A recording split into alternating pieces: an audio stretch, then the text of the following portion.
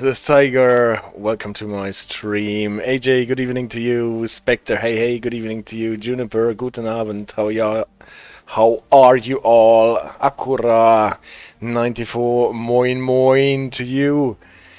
Yeah, at least I am doing quite okay, I should say.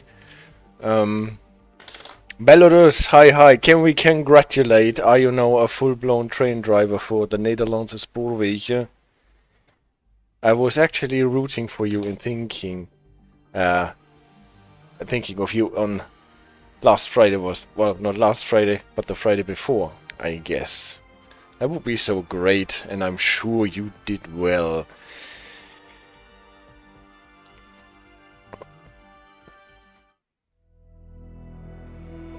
And here we are. Yeah, I'm here to see the radar, and I am so happy that you joined. The only person who is interested in my Discord event that I made for this stream here. But great that you are all with me for a topic that is a bit complicated only to write it down. Pelle Brugard actually gave me the idea by what he wrote on the Discord about the Danish people in the railway operations changing their procedures for doing the brake test on the Vectrons with their passenger coaches because of the behavior of electropneumatic brakes in connection with a locomotive that can do electronic or pneumatic control of the brake pipe. And this is why we are talking today about this peculiarity. Let's see. We start in September with light close and what actually those two switches do on the expert Baureihe 101, but it is not exclusive to this Baureihe because you find those switches actually on quite a lot of German locomotives of the era, on Trax 2 locomotives, on I think Eurosprinter locomotives as well, and even on more modern locomotives. And it is, so, at least it was for me, always a bit confusing. What is the difference between the switch that allows you to switch on and off the EP brakes and the switch that allows you to switch between EL and PN brakes? And this is what I will dedicate this video tonight to. And Belarus says, I would like to share that I'm now officially a train driver for the Dutch railways. And gefeliciteerd, Spectre, Belarus, and I just can join this gefeliciteerd. And happy affiliate anniversary. Yeah, thank you, AJ. Actually, I have my anniversary today.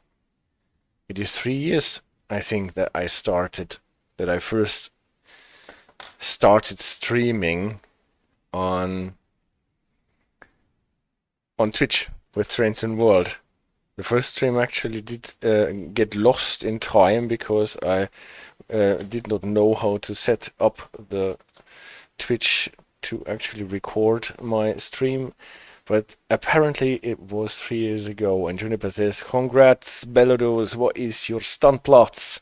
Wow, so much happening this year, even before we even begun. Bedankt guys, Amersfoort will be my standplatz. Great. I love it. I really love it.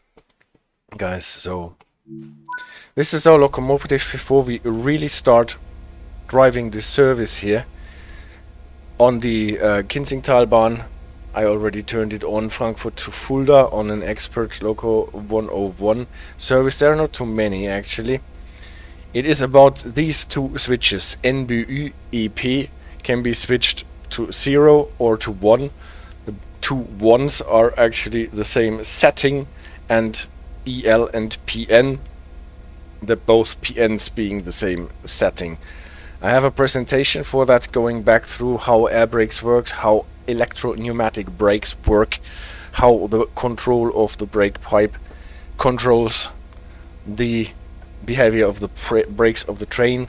But before we do that, I will restart this and do a proper set of this locomotive so that we can run it. And Juniper, oh, my local station, I will be happy and safe with you as the driver, he says to Balodus. This is so nice. So actually people that we know from this stream are already or going to be real-world train drivers. This is really fascinating. So, how to do this? Reverser. Reverser to forward. And this is actually quite a nice thing. We got a problem from the start. We can open the doors anyway. Außen wieder einschalten. Leistungsschutzschalter 23 F12. It always starts well on the stream. 23 F12. 23 F15. 23 F12. Antriebssteuergerät 1. Turn it off. Turn it on.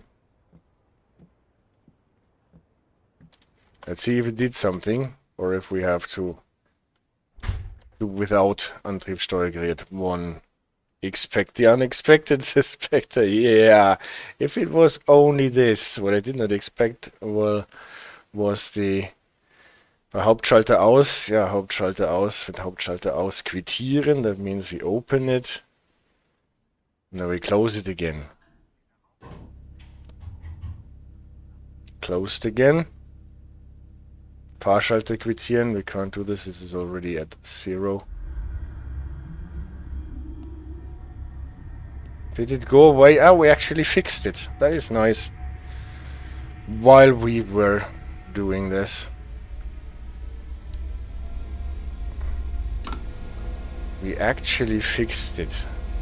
Isn't that great? It is still a bit murky. We need lights on the train so that our dear passengers don't stumble out. What happened with the doors, by the way? Did they close on their own again? Or did I do it? What's the train number?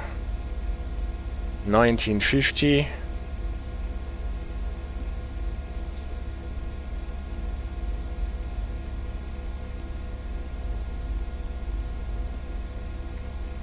Also here, Zugdaten 1950. Anmelden. And then I will just use... How long are we? 282. Then I will just use more or less generic data without doing the calculation. I think that should do.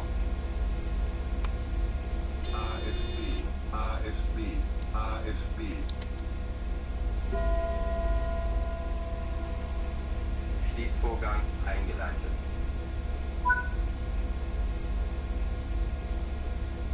Okay. We need something, and we have 40 on the signal. We have the brakes released. AFB holding brake is holding us. Throttle to max.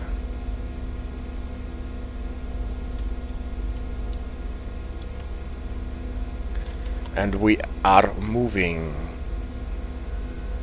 Juniper says, I will try my... at Juniper Beludos says, I will try my best. Yeah, I'm so happy for you. So we're starting under LZB, so we can actually ignore this HP2 signal and can still run at the moment with 90, but we have to prepare to slow down to 40 in like 600 meters, so there is no big point in actually accelerating beyond the 40. And so we're not doing this.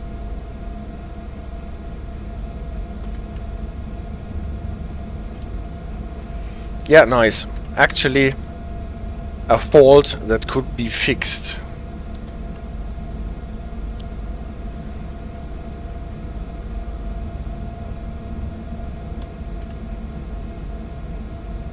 And we are not so much late. We don't have that much delay.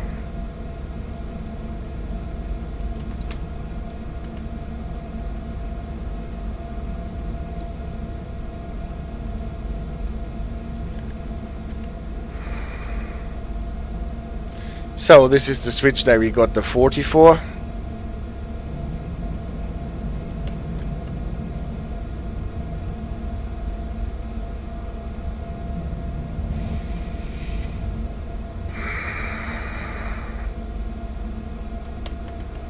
Nice thing about LZB, we do not have to worry about how long our train is. We just wait until that little indicator here runs up the speed clock and tells us that we can go faster than the 40, because we punched in our train length, hopefully without making a mistake.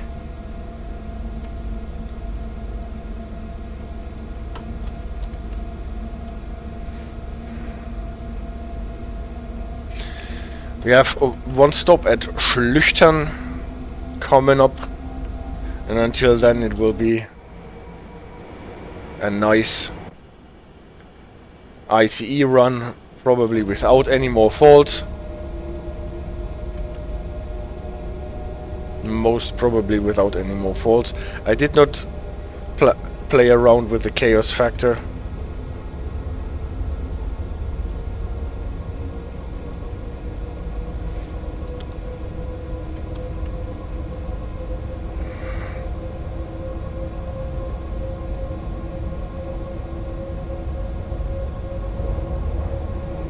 What's actually quite interesting, what I just found out.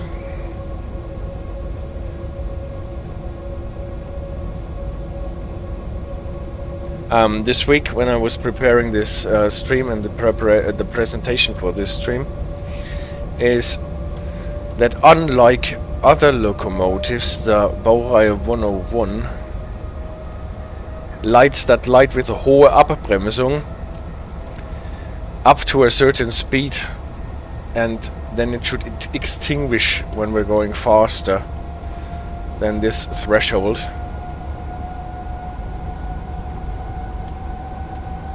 Because with the disc brakes on this locomotive, the increased brake pressure applies with lower speeds and not with higher ones in the R setting.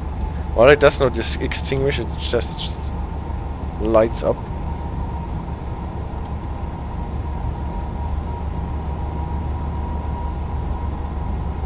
And that was something new for me. I did not know that locomotives can work like that. I always thought R setting means higher pressure with higher speeds.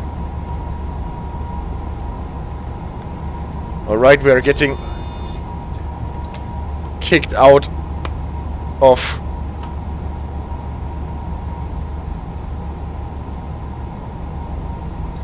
the LZB.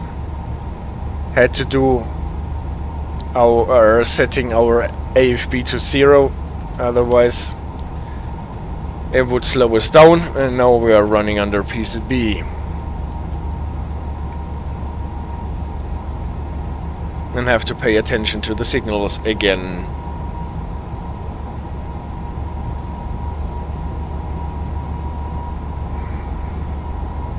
Signals are clear, luckily, and we can go with 160 max.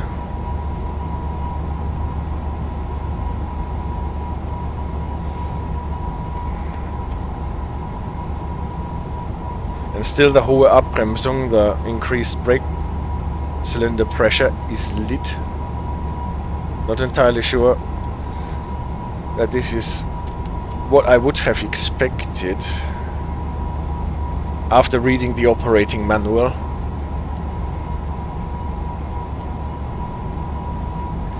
But maybe this is something that happens beyond the 160. Not sure.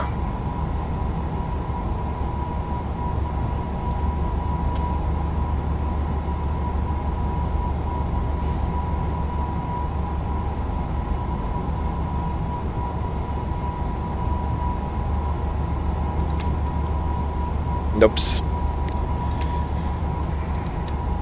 Here sometimes you can get surprised by a signal that requires you to slow down to 80, and when coming with 160, slowing down to 80 or even 60 requires you to yank in the brakes quite heavily, and this actually makes me wonder if you should not have gotten a speed reducing signal at the signal before that. Especially since there are some signals with a reduced braking distance where you can get jumped by a yellow signal when traveling with 160 and you don't have the braking distance properly. This makes me suspect that the signaling system in the game here should take into account preliminary speed restrictions in cases of like that.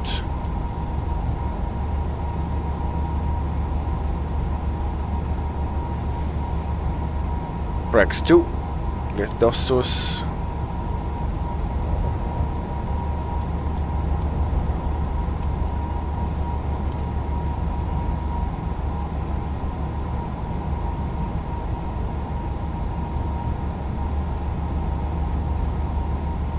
One year, Lofty, nice to see you in the chat, and thank you so much for subscribing again.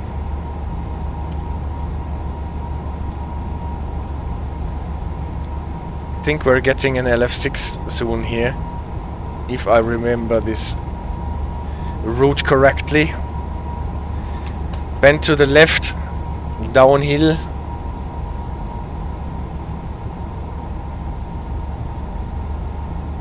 Not yet, but soon. Slow down to 150 or something.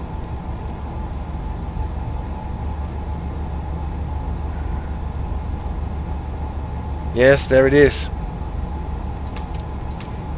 150. And the next signal should probably give us an advanced warning for the 130. Here we go. What is one of the rare occasions where the game actually seems to, here's the 150, seems to give you the signal speed limit and not the track limit here on this screen. The track limit seems to start about here, and here is where you hit the signal, where the set is 3. By the way, when you're pressing ESC, you now always end up here in this option menu and no longer in this overview menu that I always liked when I'm driving without the HUD on, what I typically do. And I was always trying to find out whether this was deliberate that this game was switched to options now, and yeah, now I know. Matt himself told me that this was not deliberate and that he wants to switch back. So I'm super comfy and that this will be repaired and I get my overview back.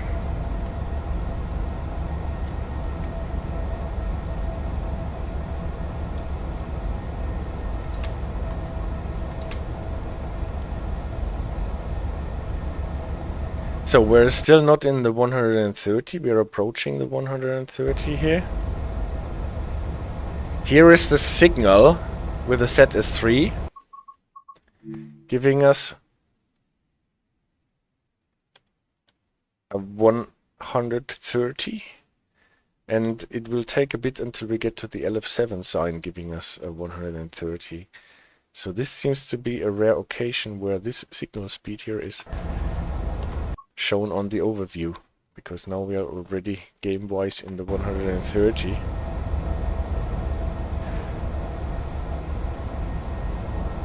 Whereas the LF6 is here.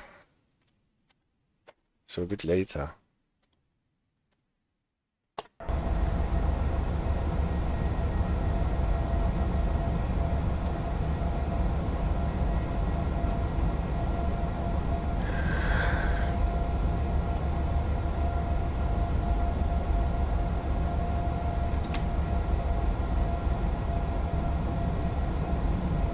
Now the track limit increases to 140 at around here without an LF7 sign at all.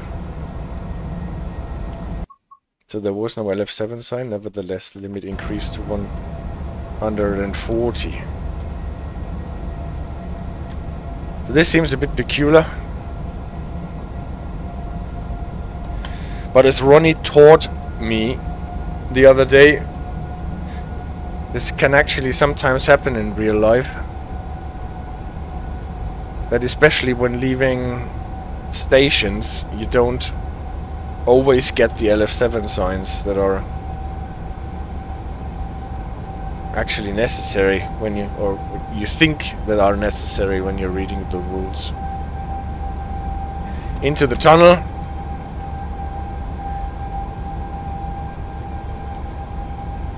Here's the 160. We have to go a bit further. 200 meters. Now we should be good.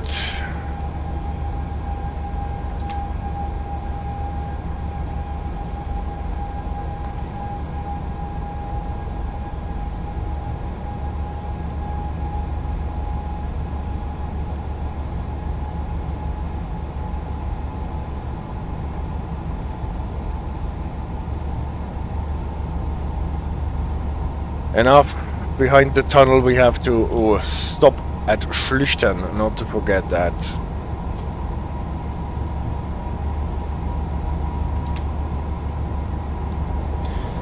Here's one of those weird parts of tunnel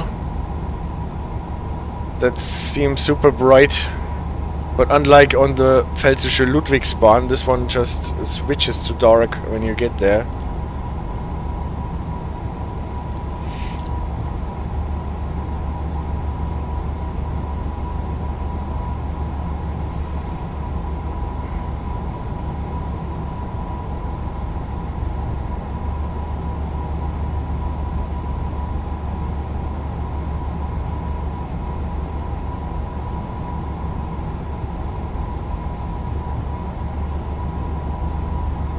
And out we are. And soon enough we should get another LF6 sign that slows us down to... we need more here. To 110.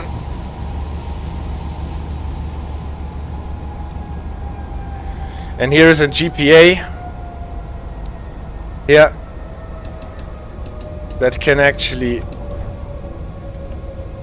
shoot you down if you're not applying enough brakes on this descent. VR2 announcing slow speed, and we know that the slow speed for Schlüchtern will be 60. See the radar just, is it just me or is the game or stream so laggy? Oh, if there is anything laggy, then it is the stream. Because the game actually runs quite smoothly for me.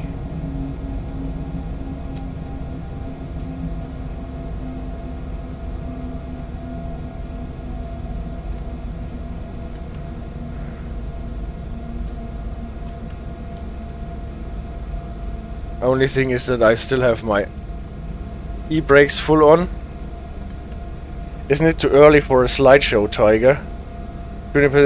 Yeah, for me, was wondering whether it's me, but the audio is fine, but the video hicks up every 3 seconds. Oh, I'm sorry to hear that. No, the game runs smoothly. It must be the internet, maybe. We had some internet hiccups during the weekend. Maybe this is the problem.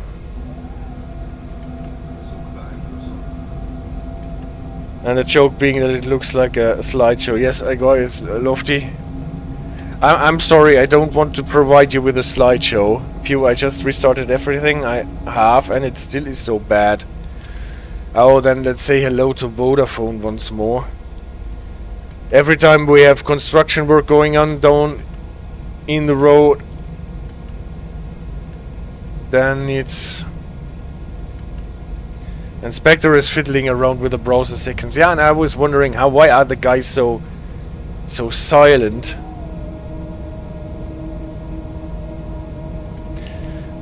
The fun thing is actually that my browser tells me that the connection via Twitch is excellent.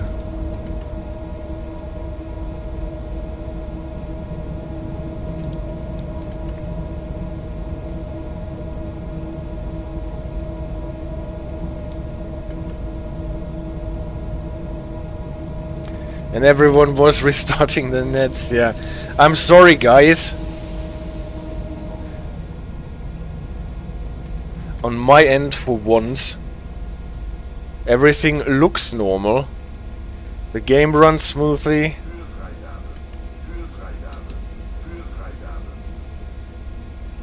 And Twitch tells me that the connection is excellent. But apparently, the hiccups are somewhere in between. It is lagging. I'm not doing anything except run your stream, so it's no me, says AJ. Well, that's good. Oh, I'm sorry.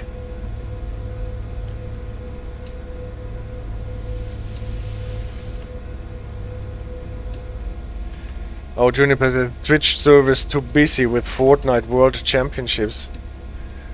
Maybe this is this, but... so I stopped in a bad position. Anyways. So this is obviously pulling down the whole experience in the stream. What is it? It actually shows...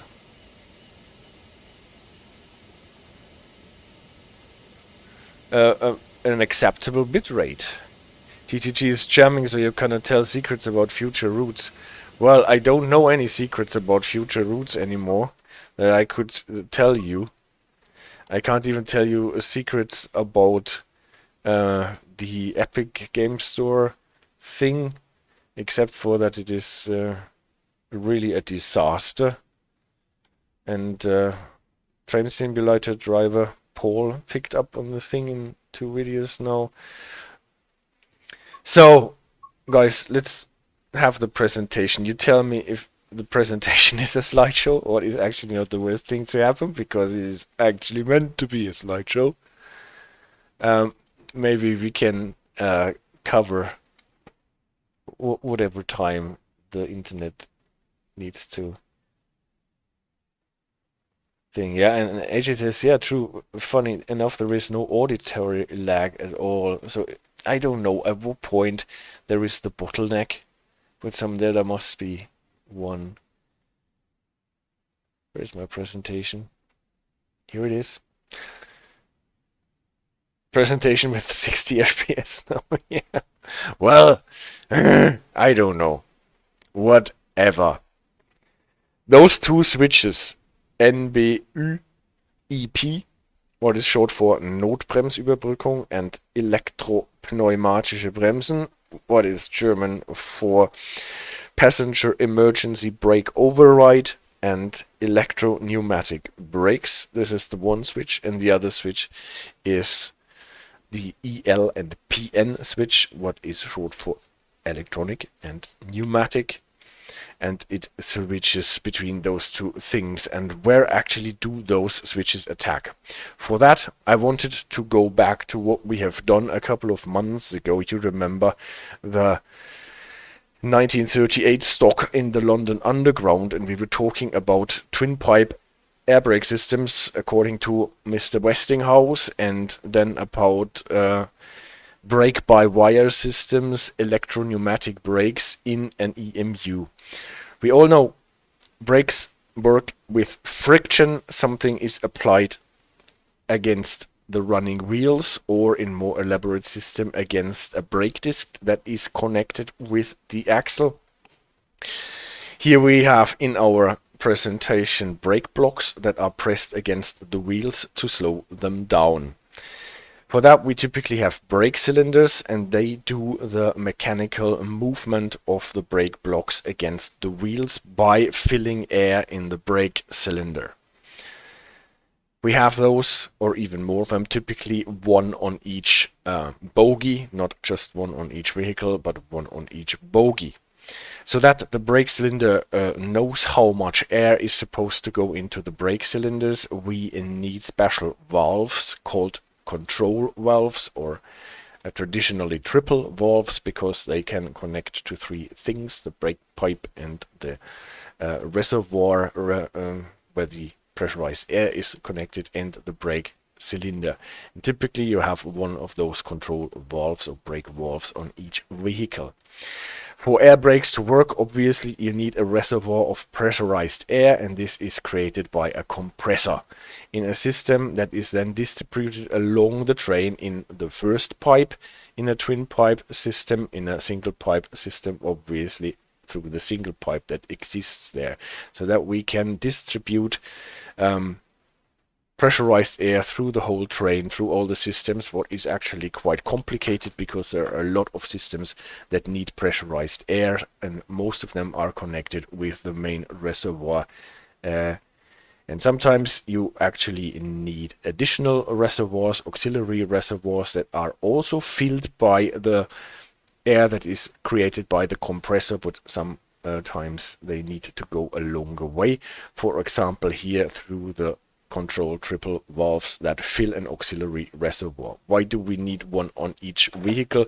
Because this line can sever, and then we need pressurized air to brake the vehicles on their own, so that we cannot rely on this connection always be there. And these control valves can allow air from the auxiliary reservoir to go into the brake cylinder, pushing the piston, applying pressure to the wheels or the brake discs that are connected with the axles. They can also allow air to go out of the brake cylinders into the atmosphere to relieve the pressure, release the brakes, and make the wheels turn freely again. And obviously we have to replenish our auxiliary reservoirs from the main reservoir system. And this switching is done by the control valve. And how does the control valve know what switching it is supposed to do? Whether it is supposed to fill the auxiliary reservoir, deplete the brake cylinders, or other way around, allow air from the auxiliary reservoir to go into the brake cylinders. For that, on a twin pipe system, we have a second pipe that has a certain pressure in it, and this is the brake pipe, and it controls those control valves. If the pressure is high, then those control valves deplete the brake cylinders. If the pressure is getting lower, then it allows the air from the auxiliary reservoirs to go into the brake cylinders and apply brakes. And this one is traditionally called the brake pipe. And this system we also have on our modern locomotives, or the modern-ish locomotives like the 101. We have this twin pipe system. We have one reservoir pipe, we have one brake pipe. We will see this. On the American, especially freight trains, you only have one pipe, and we have videos about that too. Who controls the brake pipe? That controls the control valve that controls the brake cylinder. Obviously the driver with the brake valve in the cab. And those thingies come in different varieties, and we have looked at some already in this channel on different videos. Today we are looking at the one that we have on the Baureihe 101. Those are the brake cylinders actually. And as I already said, the brake pipe pressure and the brake cylinder pressure and the applied brake force is connected in a way that if the brake pipe is full, is pressurized typically to 5 bars in Germany, then the brake cylinder is depleted and we don't apply any brake force. If the brake pipe is empty to 0 bar, then we get all what we can get into the brake cylinder, so we have full brake cylinder pressure then, and then we have maximum brake force. And in between, obviously it is not linear 1 by 1. Typically you get full brake cylinder pressures already at 3.5 bars, but the principle is you get the pressure out of the brake pipe. This increases the pressure in the brake cylinders and you increase the brake force applied to your wheels or brake discs. This is why it is called an indirect brake, because the pressure in the brake pipe and the pressure in the cylinders is indirectly proportional to each other. Yes. What is that electropneumatic EP brakes then? This is the idea that the brake pipe and the pneumatic control that is executed by the brake pipe can actually be a bit on the slow side, because the air needs to propagate through the train, especially on long trains. This can actually be a problem, and even on shorter trains it is a thing that you can feel.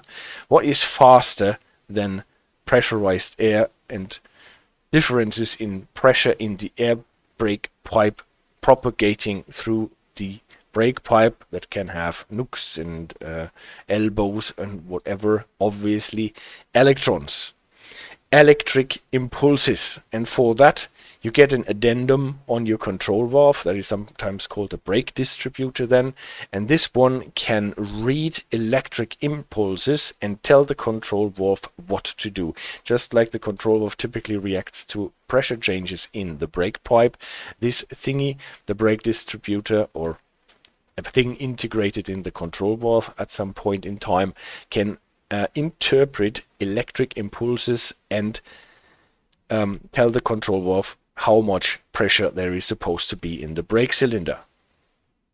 And we have that here on this thingy on the EMU on every vehicle, and it is controlled at the same time by the brake valve.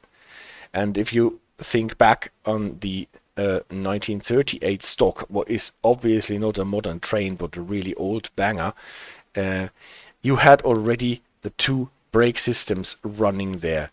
Westinghouse brake system that is controlling the behavior of the control valves via the brake pipe and the pressure in it, and the EP brakes that control the control type, the control valves via electric impulses.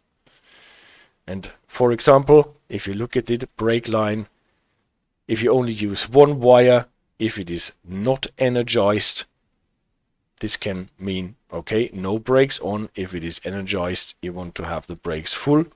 But then you have the problem that if it is not energized, you might actually want to apply the brakes, but for some reason it is broken, you have no energy in the system, and then you cannot apply the brakes. So it is actually a better idea to work with more lines, like on the West Coast brake system, on the Pacer for example, 3 electrical wires that need to be all 3 energized to relieve the brakes or release the brakes fully, to not have any more brake cylinder pressure in your system. And then you can play around with those 3 wires in accordance to which wires you energize. You have different settings for your brake cylinder, and if all of them are not energized, then you have a full emergency brake application, and then you get back to the fail-safe side, because then if your energy fails and you don't have any energy anymore to energize your wires, then you have an emergency brake. And then if you have something like this, you can actually get rid of your brake pipe if you want, and you don't need it anymore. But most trains actually would keep it as a fallback system in case that the electric brake system does not work anymore. But there are also trains that also run on EP brakes. So this was our recap of how twin pipe brake systems work and how electropneumatic brake systems work. No one is writing anything in the chat, so I think and I hope that I'm actually coming through. If not, just drop me a line so that I'm not talking into the nothingness. Now we leave the 1938 stock and trains of that kind behind, and now we're looking at our locomotive, the 101. And with our IC cars, I only have one brake cylinder here. Actually, they have one on each bogie, but this is not our thing here with the brake cylinders and the brake gearing. We want to look at our switches, so I think it is enough to just simplify the whole contraption and show the brake cylinders here as one. Actually, they are more. Actually, also the main reservoir piping is more complicated, but all the other things are just as we have seen them. We have a main reservoir filled by a compressor, and among other things, the main reservoir fills auxiliary reservoirs on the vehicles that can provide the air for inflating the brake cylinders and applying some brake pipe pressure. We have a different valve to control all this. We know that it's the thing with the two levers, one for the train brake, one for the electric brake, and then sometimes there is a key for unlocking this thing. What we have on the 101 is called a Knorr HSM brake valve. Yeah, not going deeper into details here, but this is just, if you want to read it up, the name of the thing that is given in the driver's manual. We still have our reservoir pipe that is called in German the HBL, the Hauptbehälterleitung, the main reservoir pipe. It is still the same thing. A Behälter is a container, or a reservoir in German, and Haupt is main and Leitung is pipe. It is a long word and it is a bit clumsy that it is almost the same, or 2 out of 3 letters is the same than the other pipe. What is our brake pipe? That is called the Hauptluftleitung, HLL. So HBL and HLL is the difference between the two things. The HLL typically the brake pipe to control the control valves, and the HBL to refill all the pressurized reservoirs that we have along the train and provide the pressurized air. And those two things are still there, and we can see the pressure in the gauges that we have on our train. On the cars, on the coaches, we have brake valves that can be fed with electric impulses. So there are brake distributors there, and we have this line running from our brake valve along the train through connectors between the cars and the locomotive in each cars, and they connect to the brake valves, and they can be controlled by electric impulses. On the locomotive, we don't have, from what I have seen in the driver's manual, not a thing that reacts to this line here directly, but we will see it reacts to it in a different way to that. So with our brake valve on the 101, we can control via electropneumatic impulses the brake distributors on the cars. See the radar. Sorry, I was taking pictures of a lunar eclipse. Oh, I'm sorry. Well, yeah, the lunar eclipse, the game of Germany against Northern Ireland, all the things that are actually taking away my viewers. Nevertheless, I will go through the presentation, and you can all rewatch it when it is on YouTube. So, what kind of cable is used here? This is often referred to as the IS-Leitung, the Informations- und Steuerleitung, Information and Control Cable. And on many trains of this era, it is actually facilitated by the so-called UIC cable. What is a cable that you can see in the game quite nicely, as it connects the locomotives and the cars, typically from a socket Here it looks differently, but typically on a white socket that has a red stripe on it. It is done with 2 connectors for redundancy, but that is something that you can find on many trains via the UIC connection. More modern version of this would be a connection that has a yellow connector. Here between the cars it is done with this contraption here, without a socket actually, because they are coupled in a more permanent fashion. Inspector says, I'm here just trying to understand the electric and pneumatic stuff. Alright, wonderful. Great that you are listening to me. A-level classes in physics in high school, but that was a long time ago. Alright. Yep.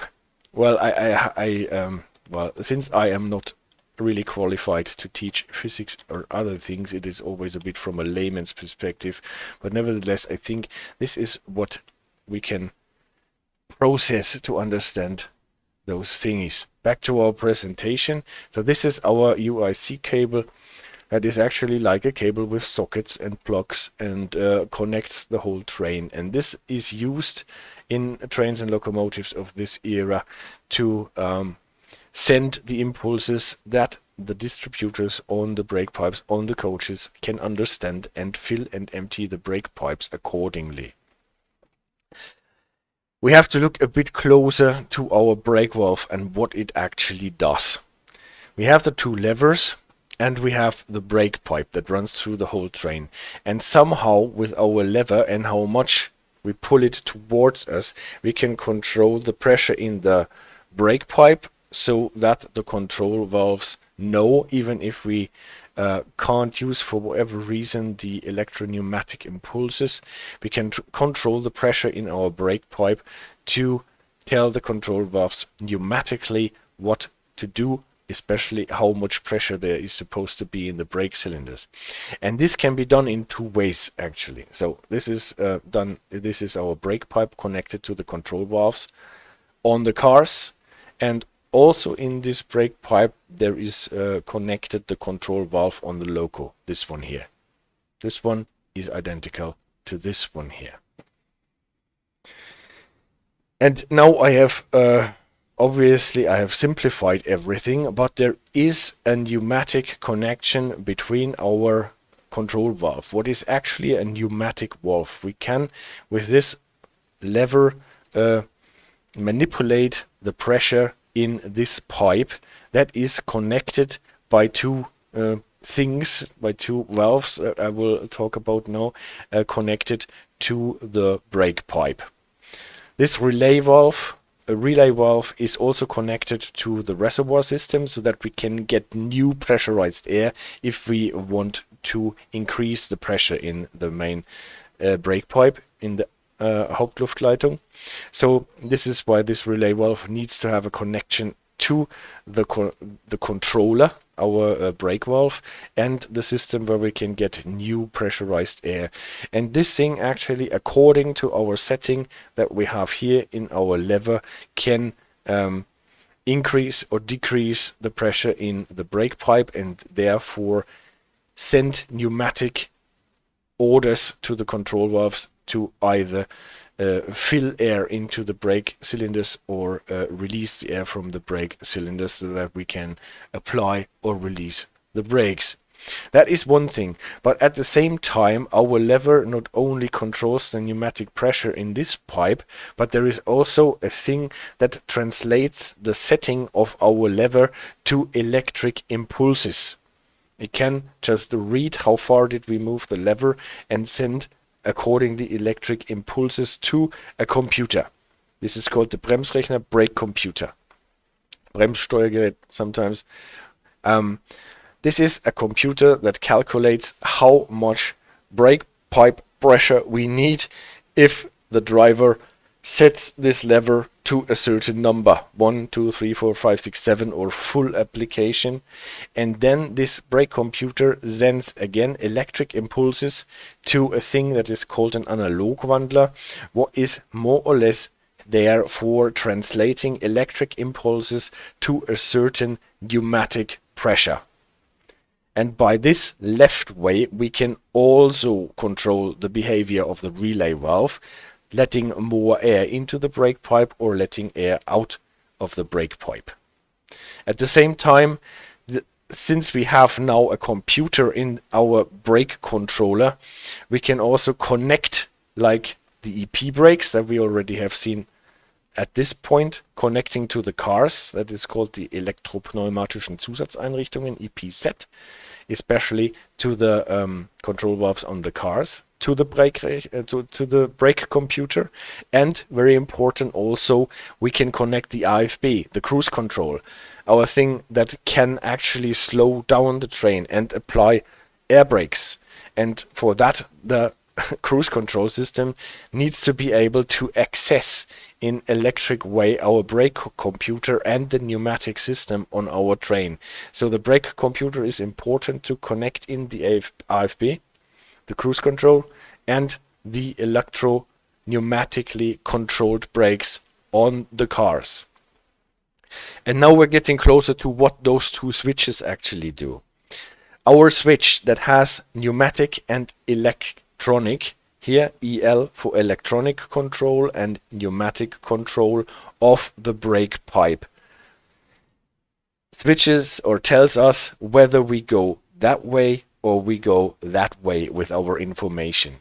If it is set to EL for electronic, then actually this little valve here is set in a way that only the electric to pneumatic converter is connected with the relay valve, and the pressure that is created by this device is relevant for the relay valve to either increase or decrease the pressure in the brake pipe. And this connection here, this pneumatic connection between the relay valve and our brake valve, is severed, is blocked. So all the information for how the brake pipe behaves and the brake are supposed to behave, apply or release, is done by the brake computer. So the driver moves this lever, tells the brake computer, I want to have 6 or 7 or 3 or 4 levels of brakes applied, and the brake computer calculates and can figure in more information than that, can figure in what the electric brake can do, and then control the pressure in the brake pipe via the electric to pneumatic converter, the analog wandler. And this is what is our standard setting, what is our default setting, because this is the only setting of this switch here that allows us to use the AFB, the automatische Fahr- und Bremssteuerung. If we switch it to pneumatic, we will see that the AFB is no longer in the system, and the AFB cannot influence the pressure in the brake pipe anymore. So if we switch it to pneumatic control, what we have to do if the electronic control for whatever reason is broken and we need our pneumatic control as a fallback system, then we switch this connection in this little valve around, we sever the connection to the analog wandler, and now we have the connection directly to the brake valve as a pneumatic valve, and then we can control the brake pipe pressure via the relay valve directly by setting our lever to whatever setting there is that changes the pressure that is in this brownish pipe, and according to that the relay valve will control the pressure in the brake pipe, and we can send without the detour across the brake computer our commands about how the train is supposed to apply or release the brakes. That is a fallback system. If we can use the electric system, obviously we will use the electric system, because then we can use the AFB, then we can use properly our EP brakes on the cars. That might still work in a setting like this, because this is only what the brake pipe actually, how the brake pipe actually is controlled, not necessarily what happens on the cars with the EP controlled brake valves. But we're locking out the AFB in terms of controlling the brake pipe. What is now this switch NBU and EP? Well, you see that coming, I think. If you switch it to 1, what means on, then this connection here and the black line, the UIC cable, works, and we can control with our setting in the brake valve in our cab. We can control those thingies on the cars directly electrically without resorting to the brake pipe. And then the pressure in the brake pipe actually only controls this one control valve on the locomotive. And the coaches that have those EP compatible brake valves can be controlled directly via the electropneumatic, in this case the electric impulses sent by our brake valve in the cab. If we switch it off, on the other hand, then all those thingies obviously are still there, but they don't work anymore. And if we switch it to 0, then we cannot control the brake valves on the coaches with electric impulses anymore, but we have to resort to controlling them with the brake pipe pressure again. In the traditional way, pneumatically, what is slower, what is subject to the brake pipe being obstructed or whatever, or open, so then we cannot use this anymore. But it also says NBU for Notbremsüberbrückung, passenger override, or a passenger emergency brake override. We will get it in a second video when we're talking about this NBU, this Notbremsüberbrückung, and the passenger emergency brake override. So much for now.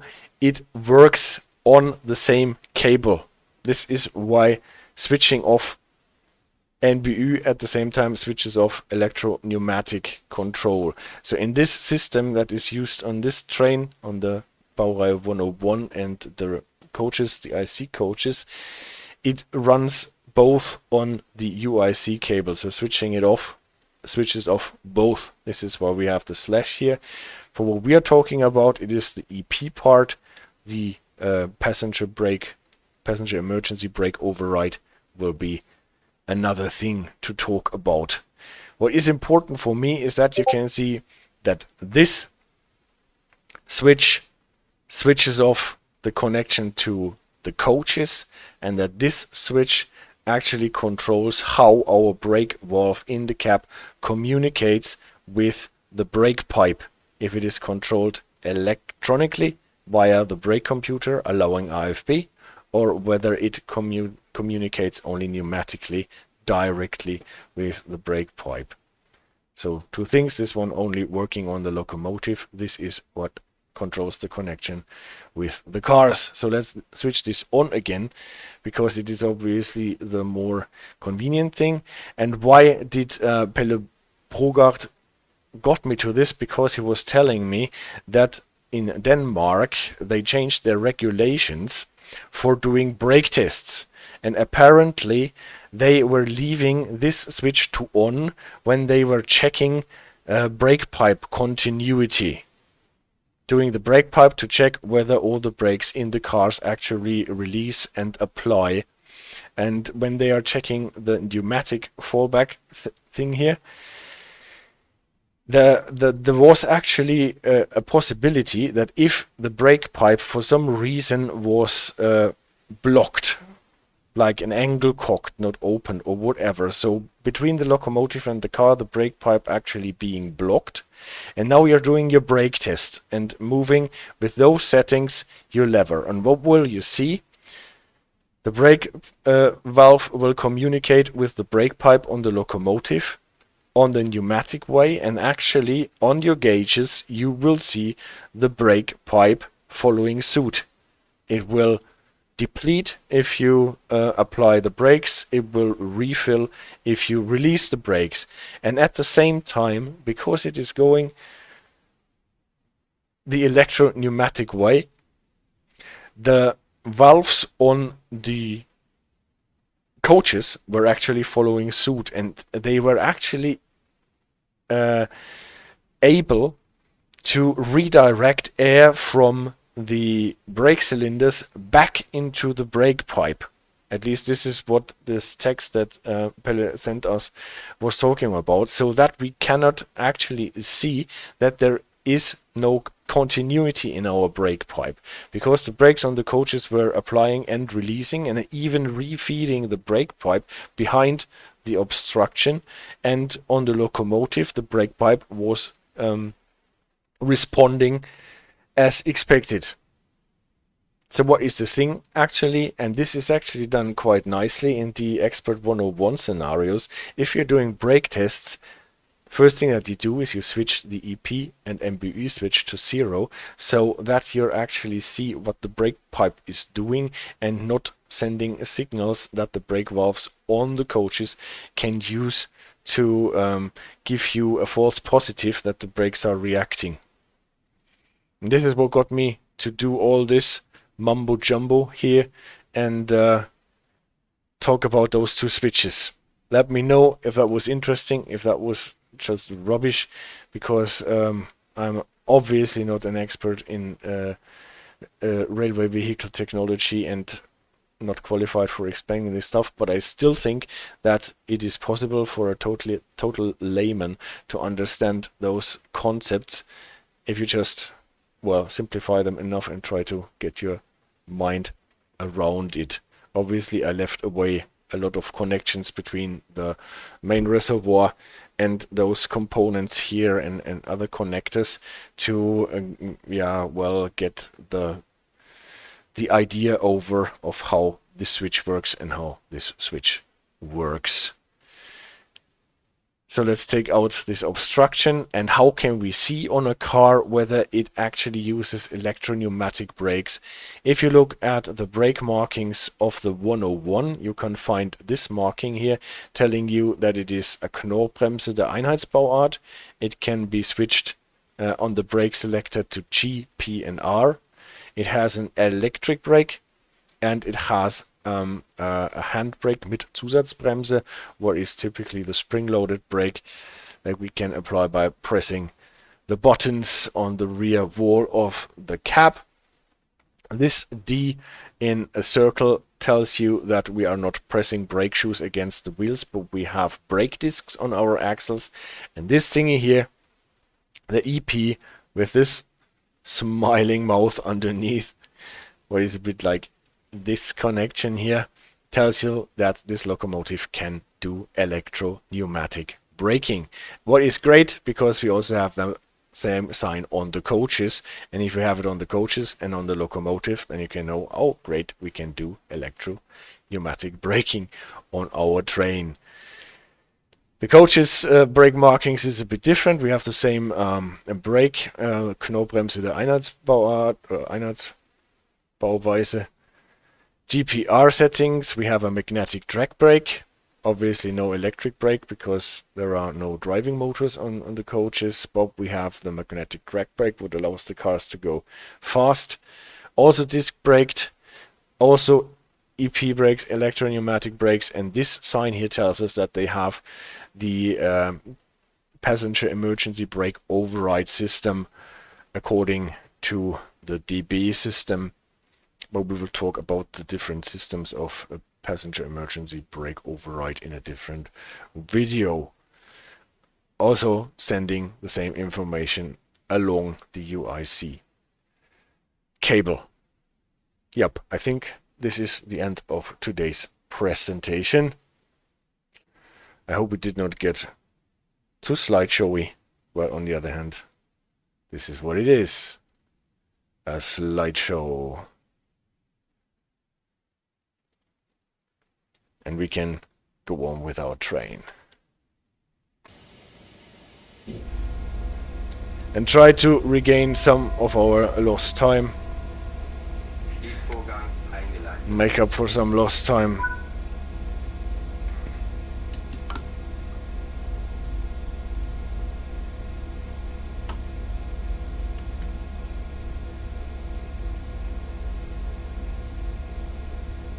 Yeah. No, it does not work for whatever reason.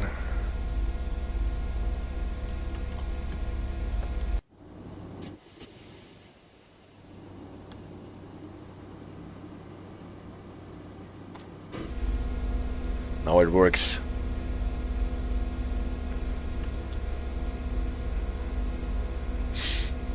We're leaving this track with the 60 that we entered it.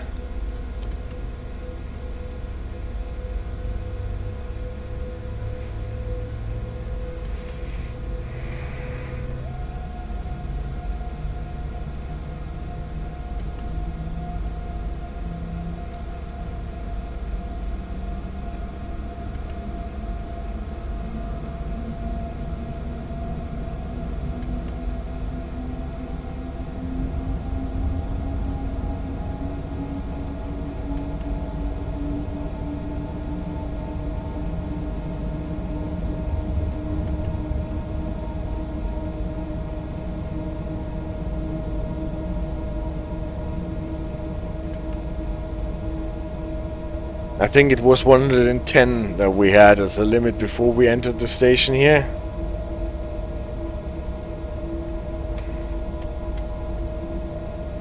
If not, we will see.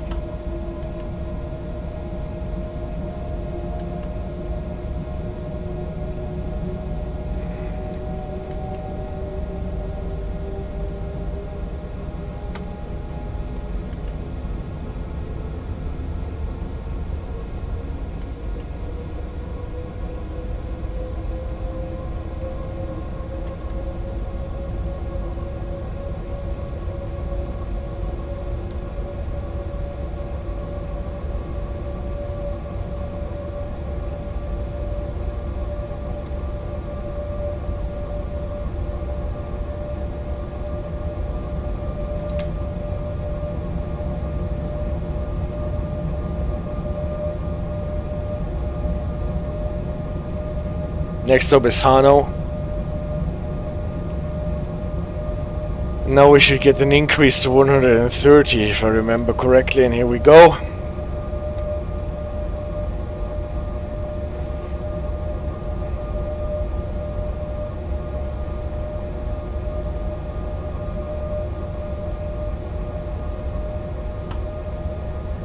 Only a short spell on 130. And then we will drop to 120, I guess. Yep, here we are. No, not yet. This is the rear and the flip side of the LF6 for the other direction.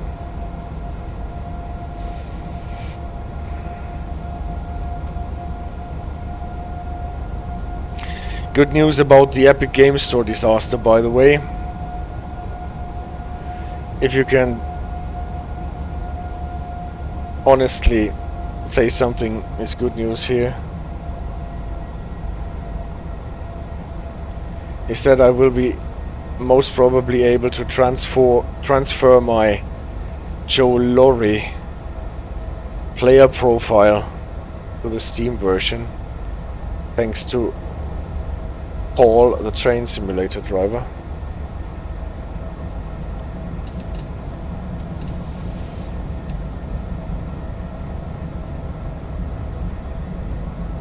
Steinau an der Straße 120. Yes.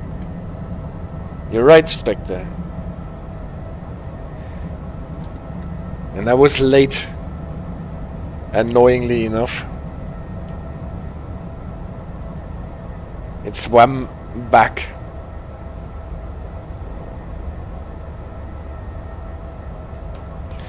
This is Steinau an der Straße. What is an interesting name in itself. What obviously means Steinau at the road. Played that route up and down when it came out, the Spectre. I actually did not play it that much. I played it a couple of times with the ICET, obviously, making this one video, and then with the green Vectron and the Flix train. But that was it. After that I did not find any occasion to do it anymore. Then you will probably be able to tell me what happens next, speed profile wise, after the 120 at Steinau an der Straße. We get another drop. to 110.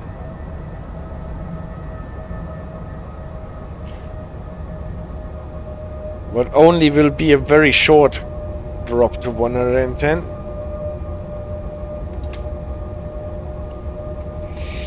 Because as soon as we are around the corner, down the hill there is a 110. Perfect, Spectre. Here, no, here it is not. Here it is. At Reservoir, the Stausee. The Reservoir, the Stausee is here.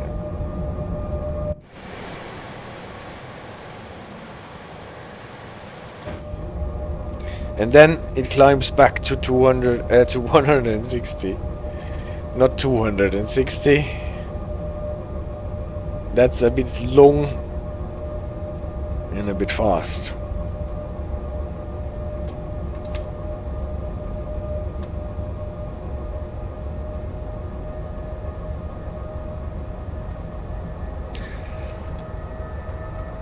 There was a gap in the floor on the right.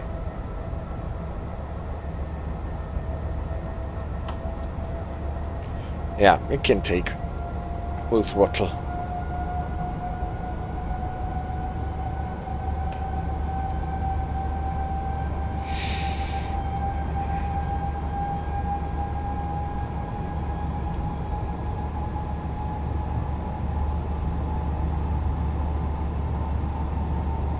And now, what will be the next?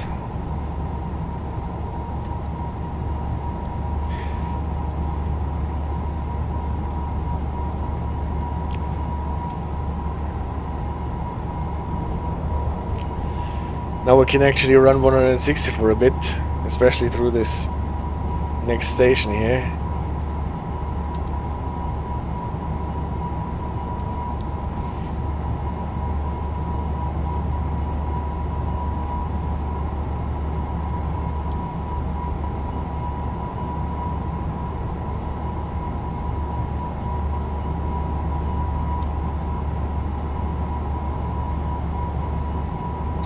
I think you can blast through until wear time curve. I'm not quite sure where the wear time curve is, but I think we can blast a bit, and then there is one severe-ish slowdown before we get to the LZB part. Maybe this is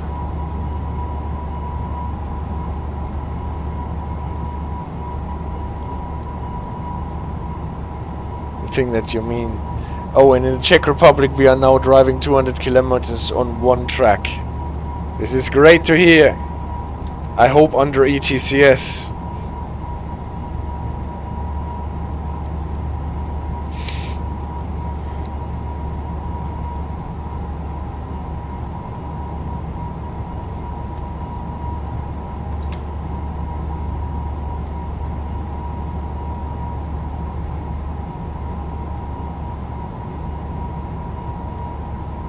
Birtheim is where the freight train was stuck, peeking into the active train. Ah, yeah, that one. I remember that. That was supposed to go in the siding to let the other trains pass, but it is still stuck there. This is why I did not take the midday IC train.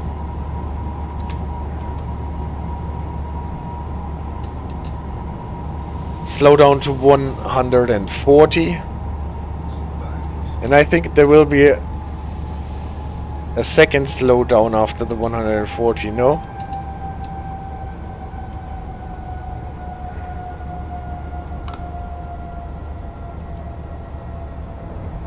It's 112, right?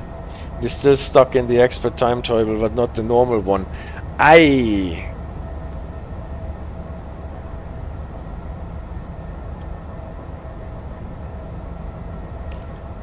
Maybe 140 was enough. Again to 150. Then after that more slowdown probably.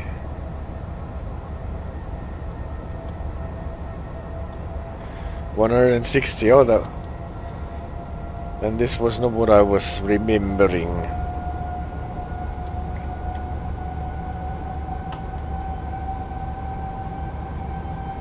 Well, the rate. I once had a freight train on the Munich line encroaching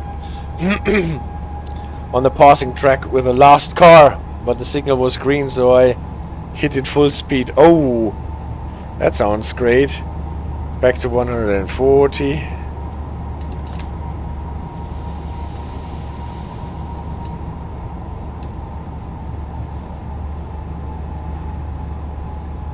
Maybe it now is the two-stage slowdown, 140, 120. That I already attributed to that one. Yeah, here it is. 140 and 130. If I read this correctly.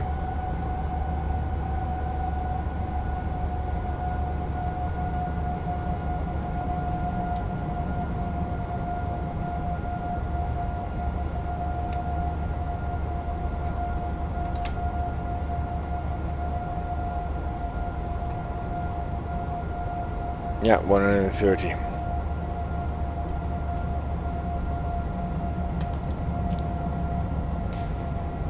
Yeah, this is the thing with the wrong stop markers for the AI trains, and then they sit there and think,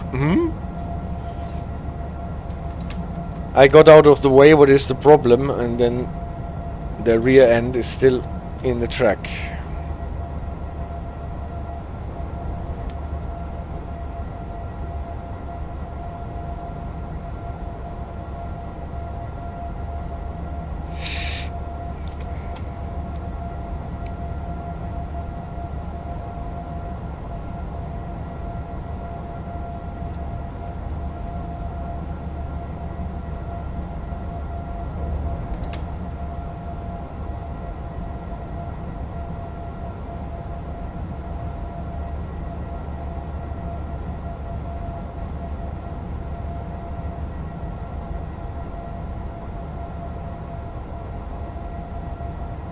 And back to 160.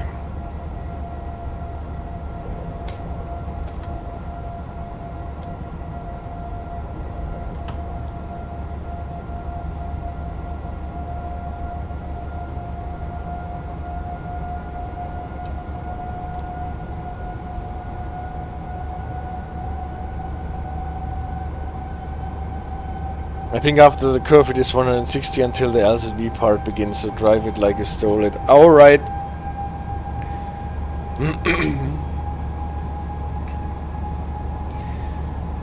We have to make up for some lost time because of our failure in the beginning. Our failure, our fault. One of the traction control devices cut out. But we were able to fix it. Do you have any idea if Train Symbol 6 will be better optimized for the lagging issues? Train Symbol 5 became so laggy for me that it is unplayable. And as I saw the new routes, there's a lot of foliage, and I'm afraid that I will not be able to run it. Well, I know that there was a lot of talk about optimizing the core game in terms of memory usage, in terms of blurring. So I can say that at any rate it is supposed to be optimized. What actually was done I cannot tell you, because I would not understand what they did, and I also can't tell you how successful all that was.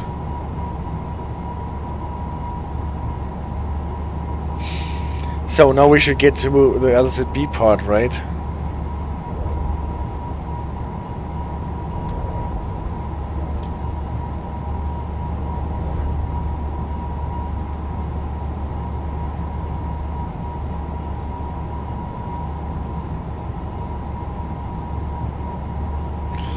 And that means we can actually go faster than 160.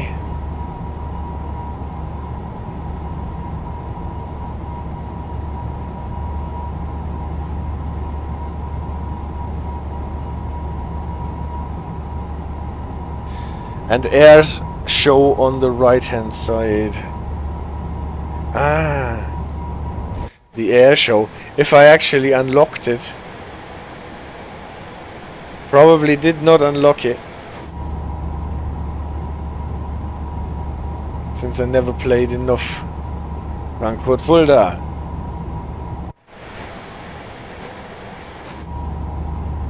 So, but now for LZB.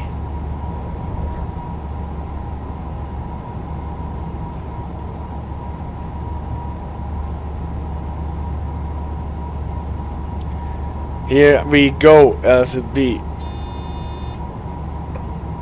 And it greets us with a stop indication in 5 kilometers. I hope this will go away. Yeah, already increased to 6.2. CD radar, well, we'll see. It's already a known fact that you may have to drive the route several times before it starts to feel relatively smooth. Yeah, this is because it creates the shaders in a quite arcane way.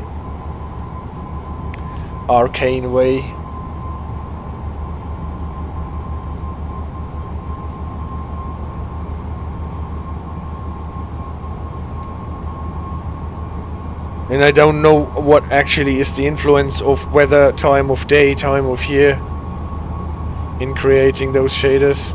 So now actually my game starts to get a bit laggy. In case you can see that on the stream, this is actually happening in the game now.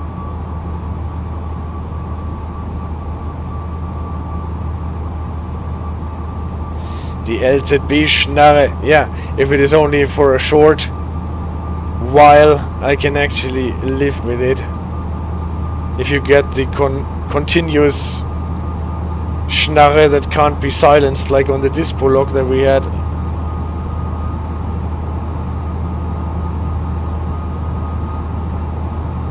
And CD radar says, good thing we'll not see that. that the game is getting laggy. Is it still so bad with the slideshow? Rich is still telling me that the connection is excellent.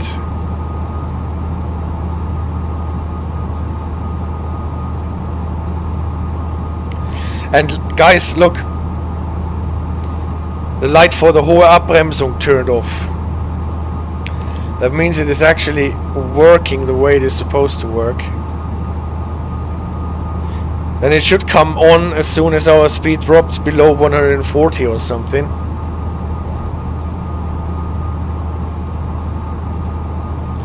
Yep, unfortunately, says Spectre. It's annoying, I'm sorry. Yes, that's what I was wondering too, whether the YouTube video will be laggy too.